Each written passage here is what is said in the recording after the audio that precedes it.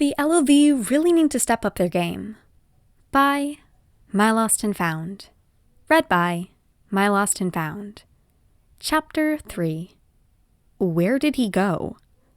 Summary. The League wakes up in the morning to a nasty surprise.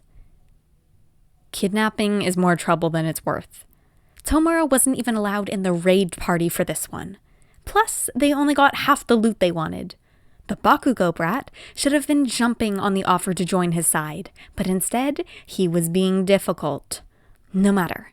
It was a new day, and that meant it was time to convert the explosive hero student to the cause. Toga had kept watch the second half of the night. Despite being a crazy bitch, her perception stats were pretty good. Spinner had taken the first half of the night.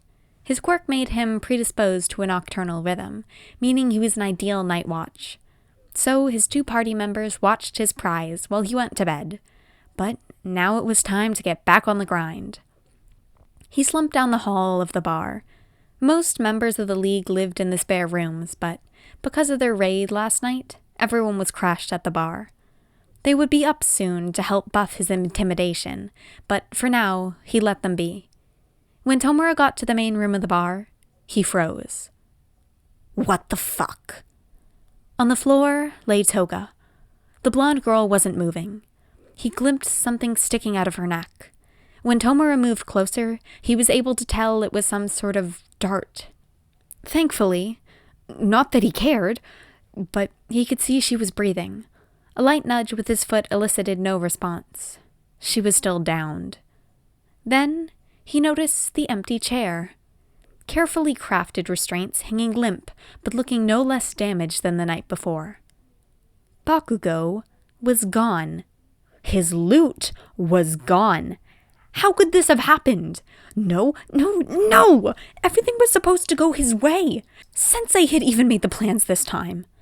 But no, Toga was down for the count, and Bakugo was gone. Just then, Spinner scrambled into the room, followed closely by Dabi, Magne, Kurogiri, Mr. Compress, and Twice. What happened? We heard you shout, Spinner shouted. Tomura brought his hand up to scratch his neck. The heroes used a cheat code to take down Toga and steal our raid prize. The others looked around the room at the empty chair and the fallen form of Toga. Toga, who did this to you? I'll kill them, Twice cried as he knelt next to her. She's fine, Tomura scoffed. Just sedated. There's some sort of sleeping dart in her neck. What kind of character class even uses those? How could this have happened? Compress dramatically waxed, though Tomura had a feeling it wasn't all for show. They'd worked hard to pull off this kidnapping, pulled out all the stops only to be thwarted in the night. Just then, he noticed a faint flutter of the moth-eaten curtains. The window was open. Inspecting the open window closer, he saw a perfect circle cut out of the glass. This kind of thing wasn't supposed to happen. The heroes were flashy and obvious, not some special operatives. Tomura bets that they sent in some sort of high-level infiltration force, a team of specialized rogues. But that's cheating! How did they even know where they were? If he ever found these elite-trained operatives, he'd make them pay. In his hospital bed, Midoriya Izuku let out a sneeze, consequently spilling the jello he was eating on the floor. No! My jello! As he walked down the stairs, Shinzo Hitoshi let out a sneeze, causing him to slip and fall down the last steps. Ow. Special operatives, indeed.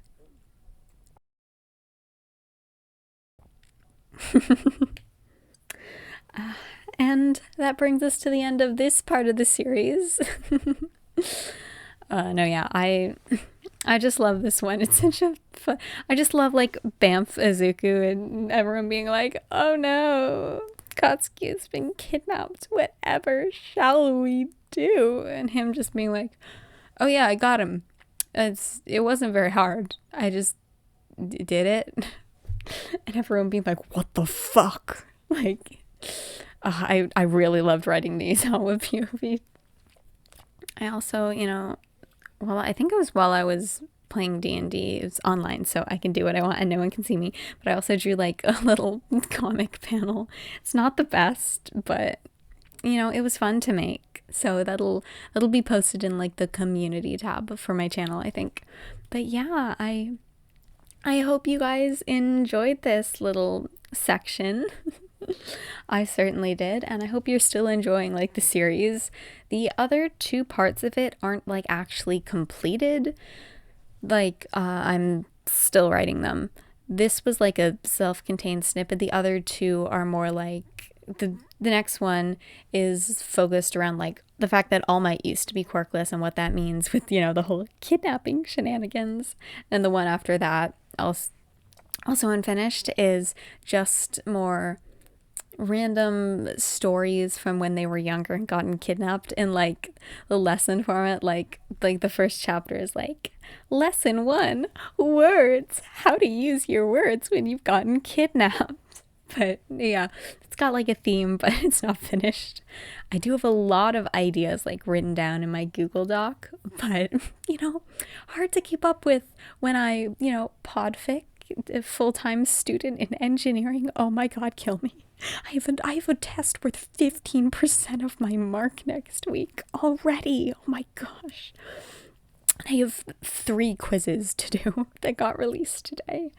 Anyway, yeah, and then I also write and post every week for my main fic, Drifting Through the Cosmos. So also writing for this one and posting that, it's slow going, especially with all my other work in progresses that I'm not actively posting. Yeah, you know how it goes, the classic fan fiction writer conundrums. But yeah, well, you got not some finished series after parts of the series after this, but a couple little disconnected stories, but they are fun. And yeah, so hope you enjoyed, hope you continue to enjoy, and I will see you next time. So much work.